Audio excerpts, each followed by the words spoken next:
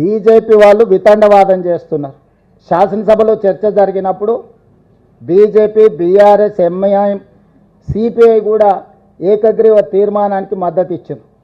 రాష్ట్ర బీజేపీ శాసనసభ్యులు ఒక పక్కన మద్దతు ఇస్తుంటే, కేంద్ర బీజేపీ తాత్సారం చేస్తుంటే, నూతనంగా నియామకం ద్వారా తెలంగాణ రాష్ట్ర అధ్యక్షుడిగా మారిన రామచంద్రరావు గారు మీరు ఎలా చేస్తారు, మీరు హామీ ఇచ్చుకుంటే మీరే చేసుకోండి, లేకపోతే ముస్లింలను రిజర్వేషన్ల నుంచి తొలగించండి అని చెప్పి వితండవాదం చేస్తున్నాడు.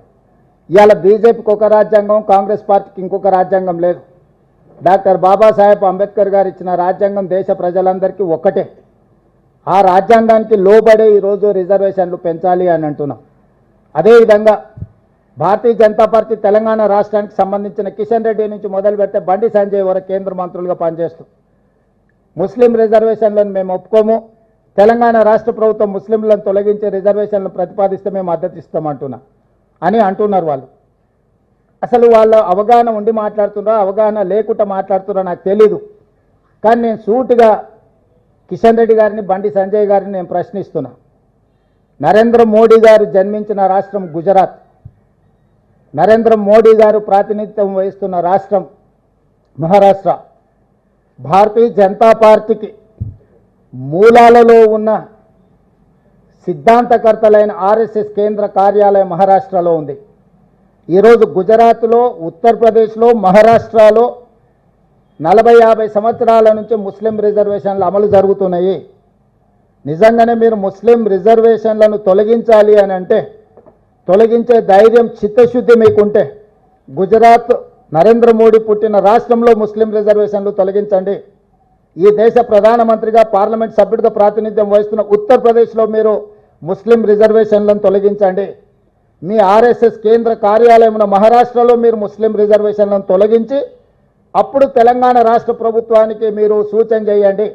మేము 3 రాష్ట్రాలలో రిజర్వేషన్లు తొలగించినాం, తెలంగాణ రాష్ట్రంలో కూడా తొలగించాలని చెప్పి వాళ్ళు మాట్లాడితే అర్థం ఉంటుంది. వితండవాదం చేయడం ద్వారా వాళ్ళు సాధించేదేం లేదు.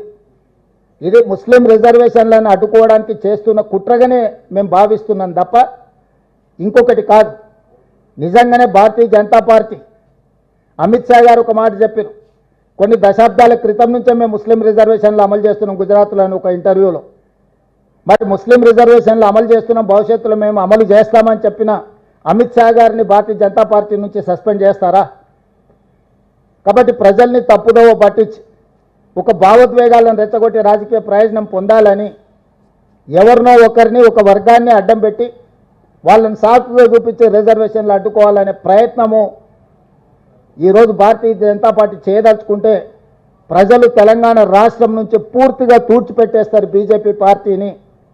అందుకే ఈరోజు ఇట్లాంటి వితండవాదాలకు తావివ్వకుండా తెలంగాణ రాష్ట్ర ప్రభుత్వం అమలు చేయదలుచుకున్న 42% స్థానిక సంస్థల ఎన్నికల్లో రిజర్వేషన్ల బిల్లును కేంద్ర ప్రభుత్వం తక్షణమే ఆమోదించడం ద్వారా బలహీన వర్గాలకు అండగా నిలబడుతున్నామని వాళ్ళ పట్ల అభిమానాన్ని ప్రకటించుకోవాల్సిన అవసరం ఉంది. కాంగ్రెస్ పార్టీ డిమాండ్ చేస్తుంది.